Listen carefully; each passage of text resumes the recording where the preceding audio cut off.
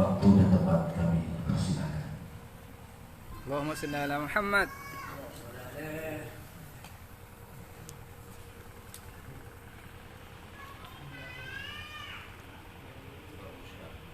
Ini sahabatnya Gus Nuril, Gus Lukman ini. Di teman-teman pakar Nusa Banser ini. Mumpung ada di sini beliau ini.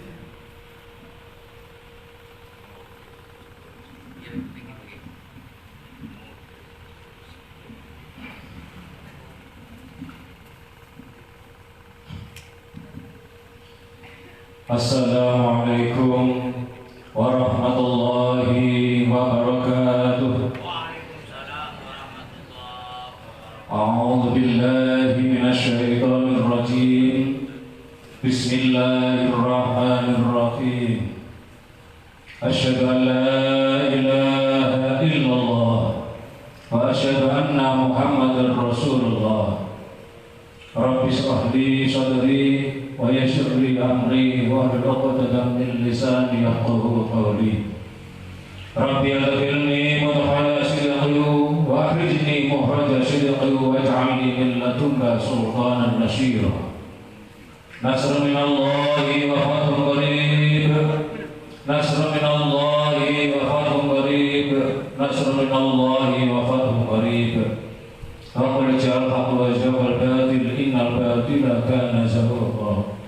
Wa nunazzilu minal qur'ani ma huwa shifaa'un wa rahmatun lil mu'minin wa la yazidu adh-dhalimina illa khasara.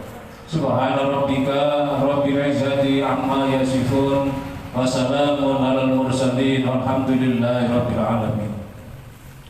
Hadratul muhtaramin para alim, para ulama, khususipun tumateng Rama Kiai Haji Deni Rafli kang kita muliakan, kang kita latimi sebagai penyelenggara dalam acara silaturahmi DPP dan DPW Jatmi di siang menika. Tumateng Ketua DPP Jatmi menika Kiai Haji Muhammad Tauhid kang kita muliakan. Tumateng Ketua DPW Jatmi wilayah Jawa Timur menika Kiai Haji Hidayatullah Malik kang kita muliaken. Wonten Kiai Haji Bajuri saking Jember sebagai penasihat Jatmi kang kita muliaken. Dumateng para kiai-kiai pintunipun kang boten saged kula sebutaken setengah-setengahipun kang kita muliaken. Berarti dumateng Ketua pengurus cabang Nahdlatul Ulama Kabupaten Situbondo yang kita hormati, teman-teman Ketua Muslimat Kabupaten Situbondo yang kita hormati, teman-teman para pengurus Jatmi sedaya yang hadir yang kita hormati, teman-teman para bapak ibu sedaya santriwan santriwati yang kita hormati dan kita tresnani. Alhamdulillah rabbil alamin, bersyukur kepada Allah Subhanahu wa taala bahwa pada siang hari ini kita bisa berkumpul, bermuwajahah, bersilaturahim dalam rangka acara silaturahim pengurus Dewan Pengurus Pusat Jamiah Thariqah Mu'tabar Indonesia dan Dewan Pengurus Wilayah Jamiah Thariqah Mu'tabar Indonesia Jawa Timur di Pondok Pesantren Ar-Romli. Semoga pertemuan pada siang hari ini betul-betul atas ridha Allah Subhanahu wa taala dan betul-betul membawa manfaat barokah pada kita semua. Salawat dan salam mari kita curahkan kepada junjungan kita Nabi besar Muhammad sallallahu alaihi wasallam ingkang kita ajeng-ajeng sahabatipun benjang wonten ing akhirat. Teman-teman para bapak ibu sedaya kang kita hormati, satusipun kawula kirang duka ya. Kawula mereka paling junior mesti boleh. Kawula mereka menawi lebet Situbondo menika ajeng nggih. Nggih mikir atos-atos amargi tiyang Situbondo menika nyamar-nyamar ya. Terus kata kiai-kiai mentes-mentes teng Situbondo tapi nyamar. Cara pakaian mawon, cara kula kadang-kadang lari ketelika baju. Kiai Situbondo boten mikir ketelika. Bahkan dilungset, bahasa lungset tetep pede mawon. Ya, alhamdulillah kawula riyen sapa selanya di Situbondo zaman Pengon Rozi saya pernah netralisir tentang teroris. Penetralisan teroris di Tapal Kuda mulai 2002 di Situbondo juga. Dulu saya sering di pondoknya Talkanda, pondok Kiai Abdullah Kamil dulu ya.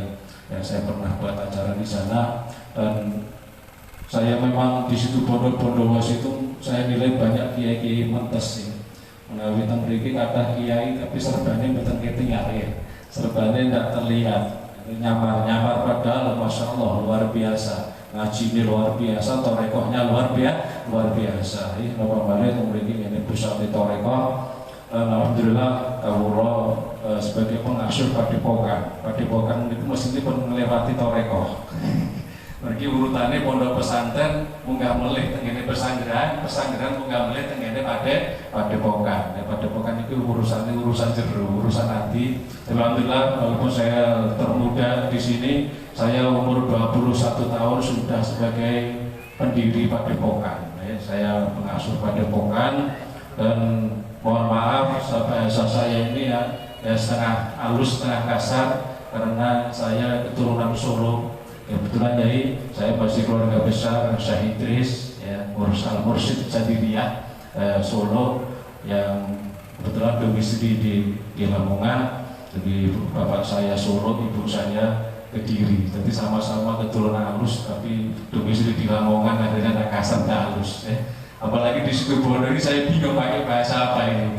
Bahasa Madura saya tidak bisa ya. Tapi insya Allah karena sekarang mungkin sudah campur, ada Madura, Jawa dimanapun. Di sini juga ada orang Jawa, orang Lamongan. Jadi insya Allah walaupun kita bahasa campuran, bahasa Jawa juga kenal.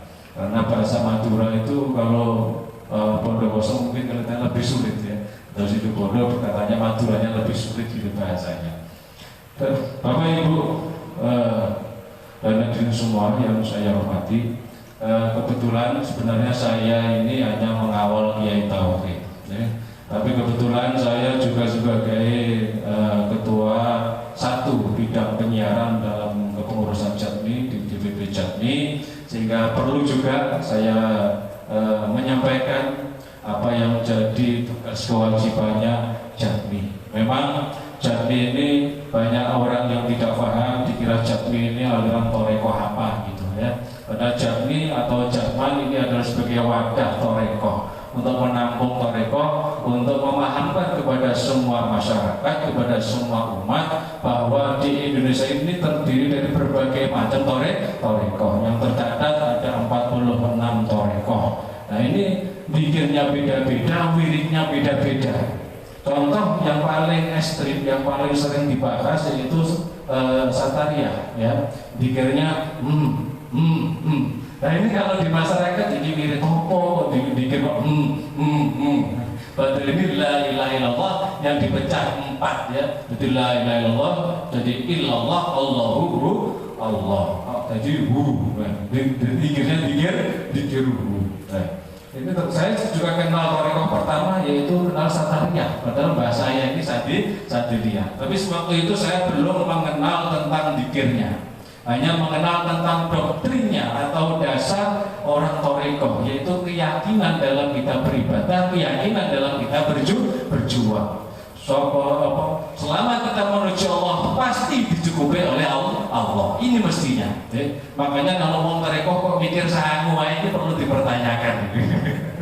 Dan sekarang makanya ini harus kita, makanya kenapa saya siap untuk menjadi pengurus toreko, karena saya melihat Kiai Tauhid menikah orangnya istiqomah, orangnya ikhlas. Dan jangan sampai keikhlasan beliau terkotori oleh dengan situasi zaman, situasi global. Saya berharap beliau tetap istiqomah di pondok, yang muda-muda yang tampil. Ya, karena sekarang ini, karena dulu pengalaman saya di Forkom, saya buat FPU, Forum Peduli Umat Banyuwangi ya. Dulu saya buat Forum Peduli Umat Banyuwangi Indonesia Nusantara. Ya, dan juga ada forum komunikasi ulama dan masyarakat untuk penetrasikan daripada teroris, dan selain itu untuk memulihkan kepercayaan umat kepada kiai karena terlalu banyaknya kiai yang ikut di politik praktis sehingga terjadi krisis kepercayaan. Itu pun kita tidak berhasil. Makanya dengan Jami ini saya berharap berangkat dari Situbondo dengan mungkin kembali kepada sejarah dari Situbondo, Kiai Asad Samsul Arifin dengan tongkat komandonya diberikan kepada Pak Hasyim Asy'ari. Ini saya berangkat dari Situbondo, makanya saya tadi malam mengatakan loh Situbondo ya, mungkin untuk awal ini mungkin berkepada Jami ini ya, dan nanti kita akan kebiar di Lamongan, di padepokan saya, padepokan Sunan Derajat Giri Noto. Ya, kebetulan karena saya bertempat di Lamongan, akhirnya nama padepokan saya padepokan Sunan Derajat, dan kebetulan karena saya terah Sunan Giri akhirnya diberikan Giri Noto dalam arti keturunan Sunan Giri, atau juga berarti Noto Negoro. Apalagi kalau Sunan Derajat itu isinya ngajak lara kok. Tapi ya udah pesen itu wene ono kakek bersuki ya, itulah kurosan ini sampai boten kok bersuki. Makanya ini saya ingin dengan niat kita untuk mengembalikan kiai ke porsinya, kiai kembali kepada istiqomahnya sebagai kiai, tetap istilahnya ngajak yang dikir wirid. Jadi nek kula iki ana kiai kok apal lagu dangdut bareng yo cek kobring lho. Utawa sadurunge nom-nomane wis apal lho.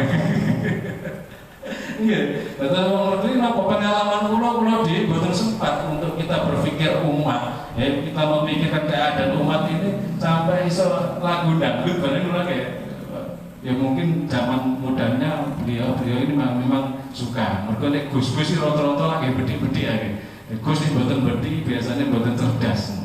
Terus kiai pengalaman saya lihat kiai besar memang rata-rata mudanya itu rata-rata beding, tukang keluyuran. Ya alhamdulillah saya sendiri juga spesialis padepokan saya itu khusus nangani premanisme, radikalisme dan terorisme. Jadi saya banyak mengasuh anak-anak mantan preman, peminum, pemabuk, pencuri sampai pembunuh, ya. Dan narkoba dan juga orang-orang stres. Ini yang saya tangani. Makanya kenapa saya harus berbaju preman, karena untuk lebih mudah pendekatan kepada mereka. Dan kenapa saya sibuk di dunia mereka, minimal mereka itu tidak benci kepada kiai. Minimal mereka tidak menghalangi perjuangannya para kiai, walaupun dereng sholat, walaupun belum sholat, tapi mereka hormat sama kiai. Ini zaman sudah berubah ya. Zaman dulu mungkin preman aja, bajingan aja, maling sudah masih sukan sama kiai. Sekarang santri saja sudah berani melawan kiai. Ini karena politik. Dan jangan sampai karena sekarang banyak orang-orang mengatakan bahwa Amerika kapitalis, Yahudi kapitalis. Ternyata sih ngomong kapitalis praktek diri. Sekarang semuanya acara, bahkan acara pada kosin takoni boten kok acaranya ringin, visi-visinya ringin, boten sangkune piro dhisik. Tapi ini juga tidak bisa dipungkiri karena semua memang membutuhkan dana, membutuhkan biaya.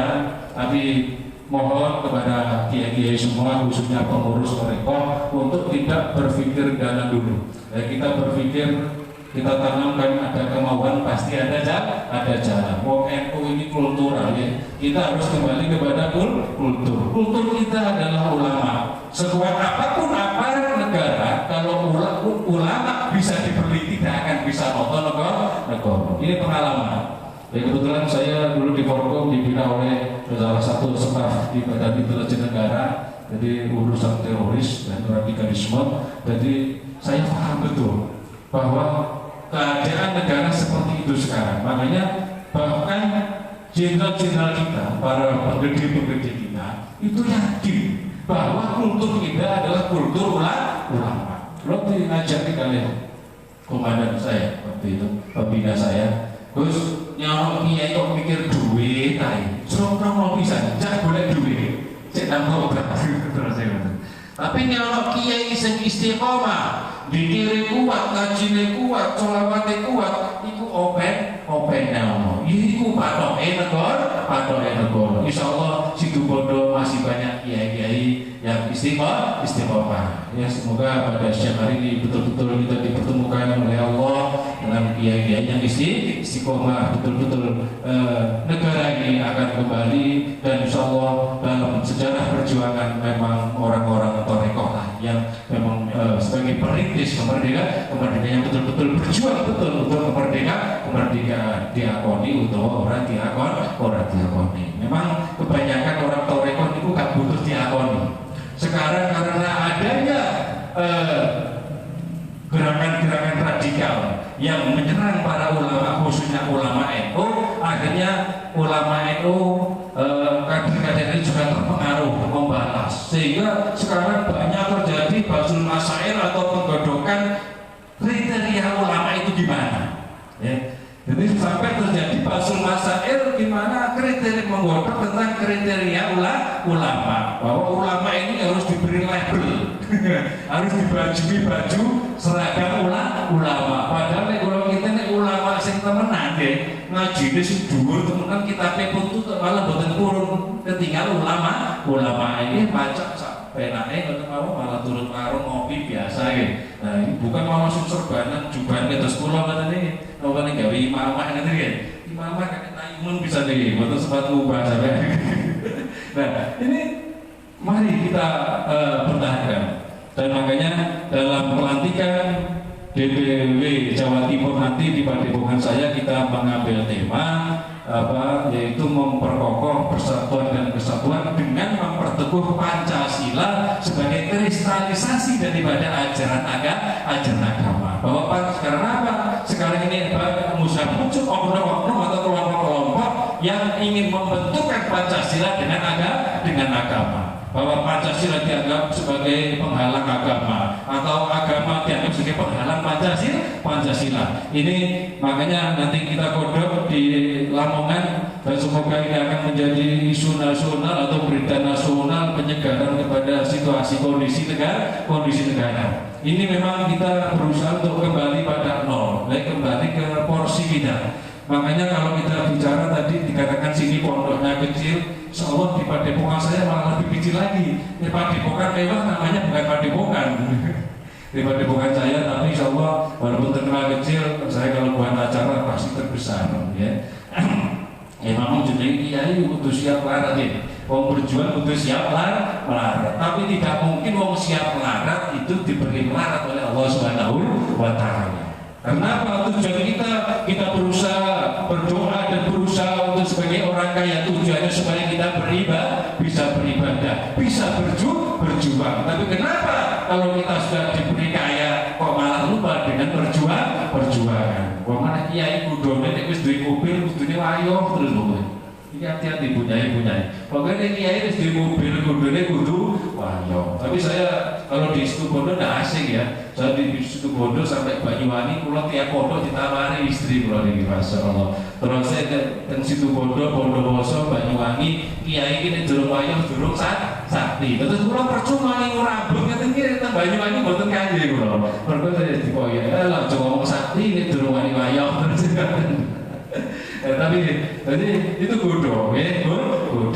Ya, tapi itu sebagai juga sudah kultur juga ada wilayah daerah juga berpengaruh juga. Ya, tapi kalau saya rambut gondrong ini, ya maksudnya istri banyak juga pantas juga. Sama mana ganteng. Kalau ini masa umur jadi ganteng bu ya, ganteng. Makanya kalau tutupin dengan rambut kulo, jenggot kulo beda kita gantengnya gitu loh. Kalau pulau banget.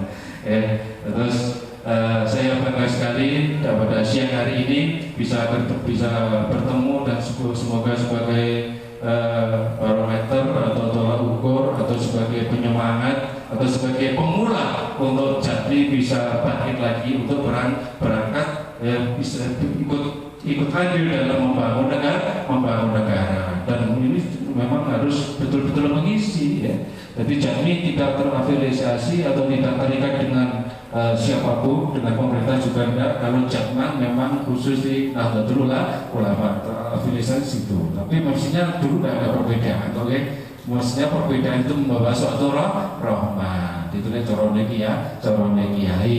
Karena dulu karena perbedaannya itu Mustahil Romli di Golkar, yang lainnya di P3, ya, sehingga akhirnya ya ada Jami, ada Jakman. Terus pokoknya pengaruh politiknya di pengalaman saya. Makanya dari pengalaman yang ada ini untuk yang muda-muda ini semoga bisa menyimpulkan dan bisa mengambil langkah yang lebih jernih, yang lebih bagus untuk menyatukan semua umat, terutama di Toriko. Mungkin itu Toriko menurut di selain menang-menangan. Bisa kalau musuh, kalau musuh. Nah, perjuangan kalau dimusuhi jenenge ya orang perjuangan.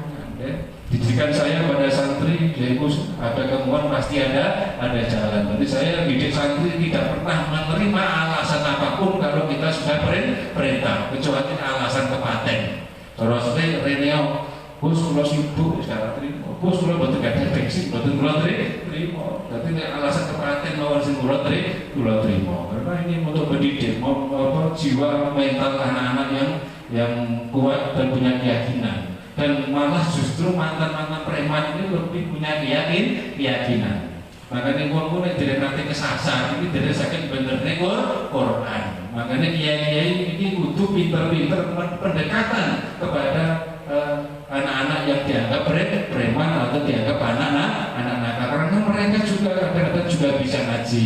Siapa tahu dia pernah ngaji, pernah mondok, tapi tergoda dengan lingkungan yang dia jadi nakal. Tapi karena dia tetap bisa dekat dengan para ulama, akhirnya mereka setelah sadar bisa kembali lagi. Masya Allah, ya karena dalam pengalaman saya belum pernah mengadakan ajar dibantu oleh pemerintah. Ya malah justru dari mantan-mantan preman inilah yang berani berkorban untuk mengadakan acara. Hanya mungkin nanti dilihat di Lamongan nanti panitianya itu pasien stres, syaratnya kalau biasanya kalau curiga background terus panitia. Terus mantan preman, mantan ibu, masya Allah. Karena apa? Ini juga memberi semangat kepada anak-anak. Ternyata aku sih di ruang. Kemarin ada 2 anak pasien stres. Waktu pengajian, rantai saya lepas, langsung ambil di panggung. Karena dia ahli sholawatan, dia istiqomah dalam sholat, tapi dia zakat ya. Setelah dia tampil, karena di lingkungannya dia tidak dianggap, karena dianggap nakal atau tidak stres. Setelah dia tampil, akhirnya dia sembuh total ya. Turun dari panggung, besok saya langsung sembuh, langsung bisa kerja. Nah ini. Itu kemarin saya juga acara Riyadul Jannah di Pandaan. Kebetulan anak ini saya ajak. Sore, bos, kurang pakai kudu request. Ini buat lagu sholawat. Padahal secara logika betul mungkin saya wong Riyadul Jannah sudah acara paten, sudah protokoler. Nah, kebetulan mestinya saya hanya mengikuti sholawatan jamaah yang ngaji Gus Mujib, ternyata Gus Mujib betul hadir. Akhirnya saya yang naik. Akhirnya anak ini bisa naik panggung dengan lagu komarunya ribuan atau sampai 10.000 jamaah dipimpin oleh anak stres. Ini juga contoh, kalau balik kalau gak ada sebetulnya mantes, saat ini kalau aku sudah pakai kayu gitu deh.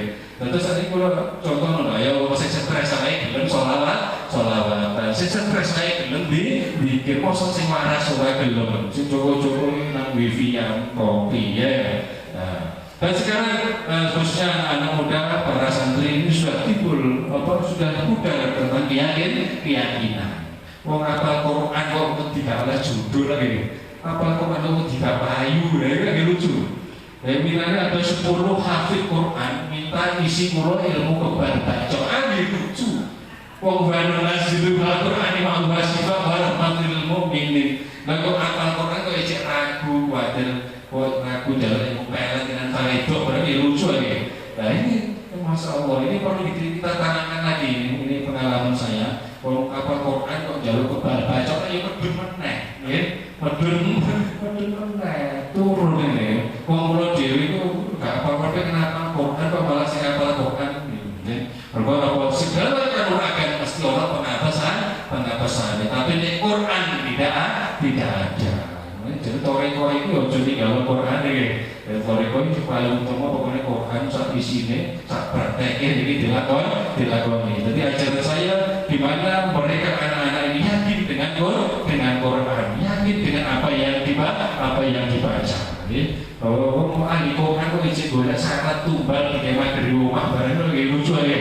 Nah, ini banyak kasus-kasus seperti itu. Ini ngaji ini, kok ngapal dong ya. Nah inilah perlunya toreko, dan tugas kita kalau saya di Padepokan adalah meyakinkan kalau ada teman-teman yang sudah terbiasa dengan zikir torekohnya, gimana mereka bisa merasakan ya, bisa merasakan dan gimana bisa tembus cara buka arus, cara buka langit katanya. Tapi santri-santri kita tidak berani, mungkin sepuh-sepuh 40 muka sampun berani pulang ya.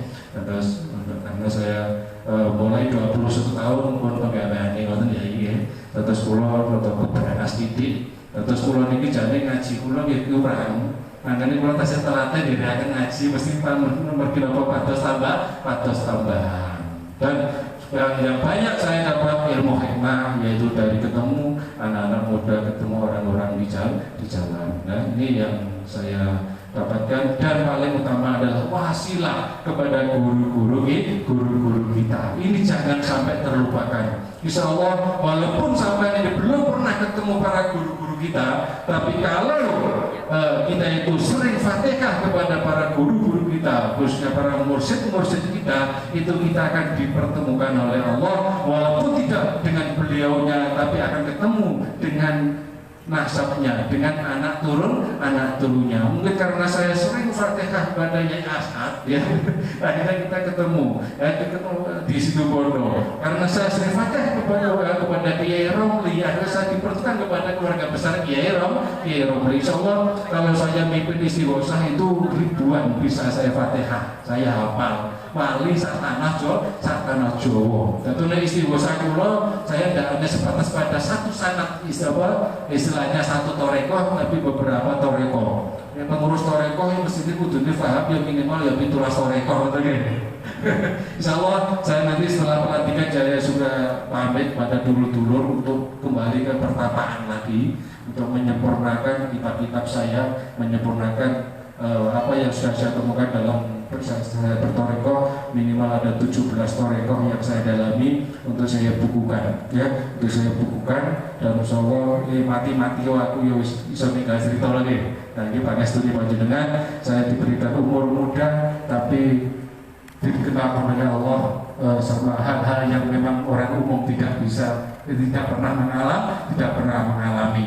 Umur 20 tahun, 21 tahun berdiri Padepokan, mesti jangan seneng pacaran deh, jangan seneng bondo dunya, tapi saya di lungguh Gusti Allah gak oleh ngurus dunya. Nah, ini makanya ujian kula semacam itu, dan insyaallah dengan itu kita bisa nyambung para kiai-kiai semua, bisa berjuang untuk urun, untuk andil dalam mengisi kemerdekaan negara kita Republik Indonesia ini. Demikian yang saya sampaikan, walaupun singkat tapi insya Allah itu nanti bisa dicerna ya. Alam ini akan kembali kepada kiai kita zaman dulu ya, mungkin Kiai Romli atau siapa ya. Saya yakin ini, makanya banyak musibah karena dilahirkan atau dimunculkan Allah pembaharu agama, pembaharu bangsa. Makanya jangan heran kalau ada banyak musibah. Ini yang akan terjadi bahwa sebelum pemimpin yang adil turun akan terjadi 1 banjir darah, 2 banjir gede, 3 pagebluk. Nah pagebluk ini termasuk corona atau pagebluk ini tidak bisa kita tutupi dengan serban kita, dengan kopiah putih kita. Selama kita diberi pertanyaan tentang keimanan tidak bisa jawab, akan kena. Cara pagebluk esok loro sore mati, sore loro esok mati. Jadi dalam waktu dekat dalam ini, kalau di khususnya di tanah Jawa yang kita percayai, ini akan terjadi. Untuk itu bersama nanti acara Riyadul Jannah di Padepokan saya yang akan dihadiri sekitar 20.000 jamaah, dan para kiai, ratusan habaib dan ratusan kiai. Insyaallah kita akan berdoa bersama semoga kita diselamatkan oleh Allah Subhanahu wa taala, negara kita diberi keselamatan oleh Allah Subhanahu wa taala, dan muncul hal-hal yang baru, pembaruan baru yang bisa membawa negara kita menuju mercusuar dunia. Sekian yang saya sampaikan, mohon maaf atas segala kesalahan dan kehilafan. Wassalamualaikum warahmatullahi wabarakatuh.